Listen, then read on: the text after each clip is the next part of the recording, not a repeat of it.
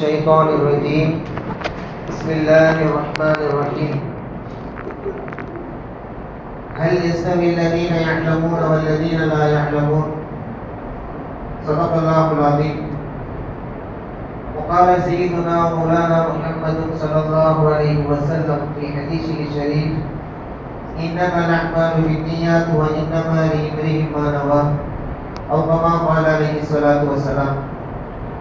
புகழ் அனைத்தும் உலகத்தை படைத்து அதை பரிபாலித்துக் கொண்டிருக்கின்ற அல்லாஹ்வுக்கே உரித்தாகட்டும். அன்பிற்குரிய ஜமாத்தார்களே, நாம் இன்று 5வது தராவீகை நிறைவு செய்திருக்கின்றோம். இந்த தருணத்தில் இன்று இறுதியாக ஆரம்பிக்கப்பட்ட சூரத்துல் அன்ஆம், இதில் வரக்கூடிய மிக முக்கியமான வசனம், அல்லாஹ் தன்னை பல குணங்களில் அலங்கரித்து காட்டக்கூடியவன், அடக்கி ஆளுபவன், கோபப்படுபவன், பெருமை கொண்டவன். இப்படி அல்லாஹ்வுக்கு 99 திருநாமங்கள் இருக்கு, நமக்கு தெரியும். இந்த 99 திருநாமங்களில் அல்லாஹ் அதிகம் விரும்பக்கூடிய திருநாமம், அல்லாஹ் அதிகம் நேசிக்கக்கூடிய ஒரு அஸ்மாவுல் ஹுஸ்னா என்று சொன்னால் ரஹீம் என்ற வார்த்தை தான். ரஹீம் என்றால் கிருபை செய்யக்கூடியவன், கருணை காட்டக்கூடியவன் என்று அர்த்தம். இந்த சூறாவில் அல்லாஹ் ஒரு வசனத்தை இப்படி சொல்றான், கதப அலா நஃப்ஸிஹி ரஹ்மா, அல்லாஹ் தன் மீது ரஹ்மத்தை கடமையாக்கி கொண்டான். அல்லாஹ் ஒரு விஷயத்தை தாமல கடமையாக்க முடியுமா அப்படின்னா முடியும். ஏன்னா நாம அல்லாஹ்வை பார்த்து யா அல்லாஹ் இதை நீ கடமையாக்கிக்கோன்னு சொல்ல முடியாது. படைத்தவன் படைப்பினங்களை பார்த்து சொல்லலாம், நீ தொழுகு, உன் மேலே தொழுக கடமை, நீ ஜகாத்து கொடு, நீ ஹஜ்ஜு செய்யி, இதெல்லாம் உனக்கு கடமைன்னு சொல்லி படைப்பாளன் படைப்பினங்களை குறித்து கட்டளையிடலாம், அவனுக்கு உரிமை இருக்கு. ஆனால் படைக்கப்பட்ட நாம் படைப்பாளனை பார்த்து அல்லாஹ் நீ இதை செய்யணும் அப்படின்னு நம்ம சொல்ல முடியாது.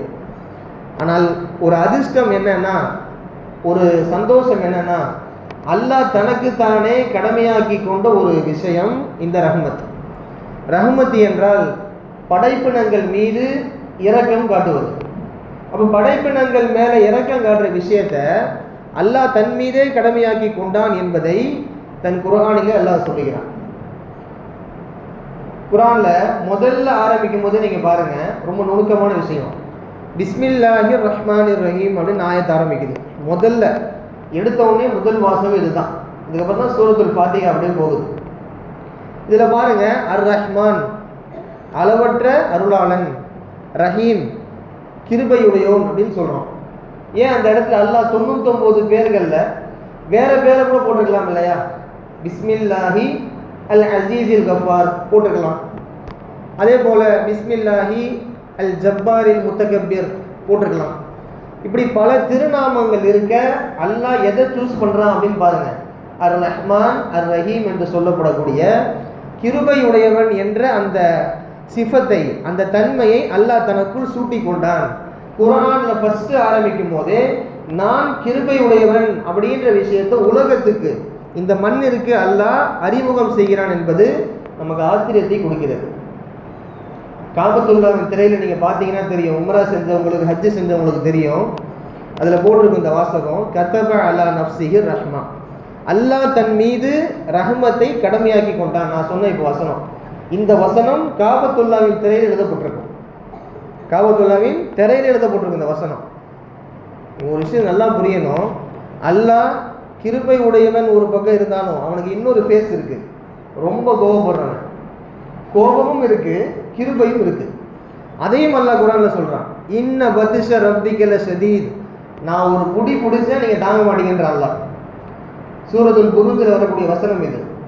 சூரா புரூஜ்ல இந்த வசனத்தை அல்லாஹ் சொல்றான், இன்ன பத்ஷ ரப்பிக லஷதீத், என் பிடி மிக கடுமையாக இருக்கும், கோபப்பட்டாலும் நான் தான் ராஜா, கிருபை காட்டுவதிலும் நான் தான் ராஜா.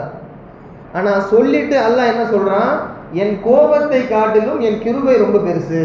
இப்ப நீ பாவம் செய்யற அப்படின்னா உன் பாவத்தின் காரணமாக எனக்கு கோபம் வந்து உன்னை நான் அழித்து விடுவதை விட என் ரஹ்மத்து உன்னை பாவப்பட்டு மன்னித்து விட்டு விடும். இது அல்லாஹ்வுடைய ஏற்பாடு. யோசிச்சு பாருங்க, அல்லாஹ் தான் கோபம் உடையவன் அப்படின்ற ஒரு காரணத்துக்காக நாம செய்யற பாவத்துக்கு உடனே பிடிச்சான் அப்படின்னா உலகம் என்னைக்கோ அழிஞ்சிருக்கும். உலகம் என்னைக்கே அழிச்சிருக்கும்.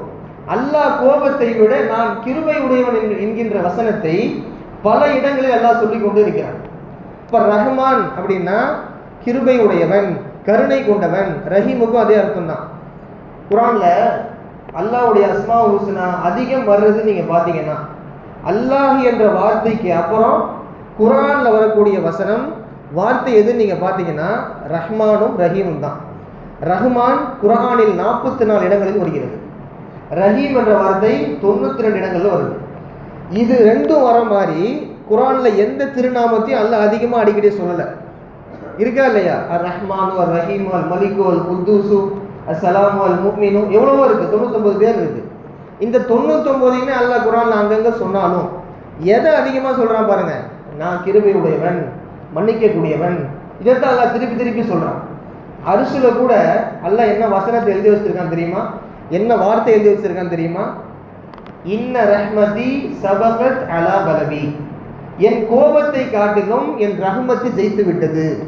நான் கோபப்படுறவன் தான், ஆனால் என் ரஹ்மத்து அந்த கோபத்தை காட்டிலும் ரொம்ப பெருசுன்றான் அல்லாஹ்.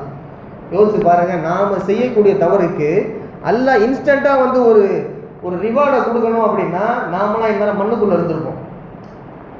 ஆனா ஒரு ஷர்த்து, ஒரு நிபந்தனை, உலகத்துல வாழக்கூடிய எல்லா மனிதர்களுக்கும் அல்லாஹ்வின் கிருபை கிடைக்குமா அப்படின்னா கிடைக்காது.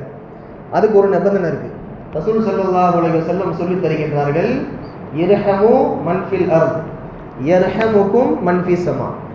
மண்ணில் இருக்கக்கூடிய மக்களுக்கு நீங்கள் கிருபை காட்டுங்கள், விண்ணில் இருக்கக்கூடிய ரப்பு உங்களுக்கு கிருபை காட்டுவான். இது ரசூல் சொன்ன வாசகம்.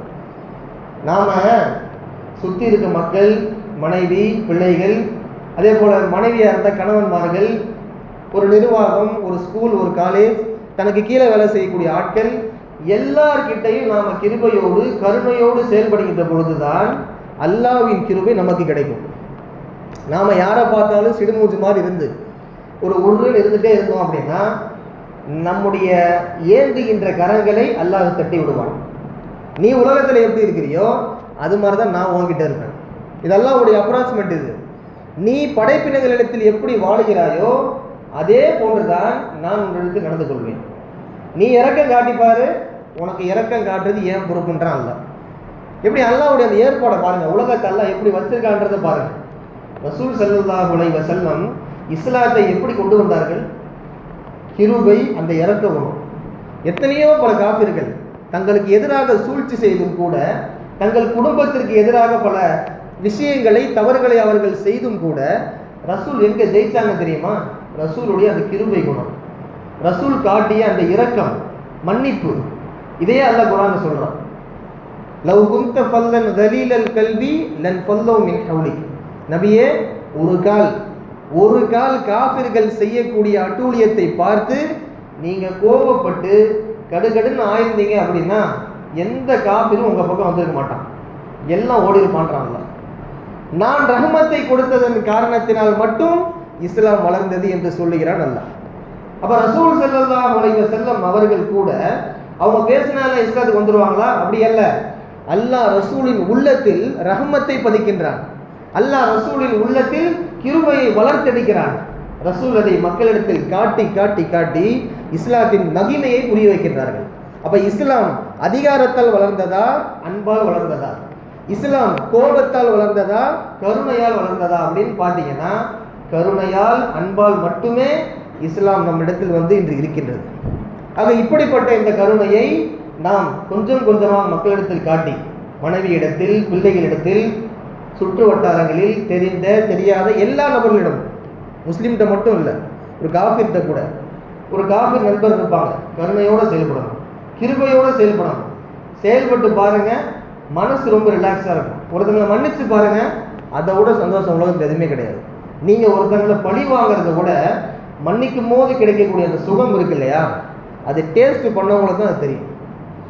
ரசூலுடைய மொத்த வாழ்க்கையுமே அதுதான். யாரையுமே அவங்க தனக்காக பழி வாங்கினதே இல்லை. போர் செஞ்சு அவங்க வாள் எடுத்து தூக்கி வெட்டுறாங்க அப்படின்னா யாருக்காக? தன் குடும்பத்தில் ஒருத்தவங்க போயிட்டாங்கன்றதுக்காகவா?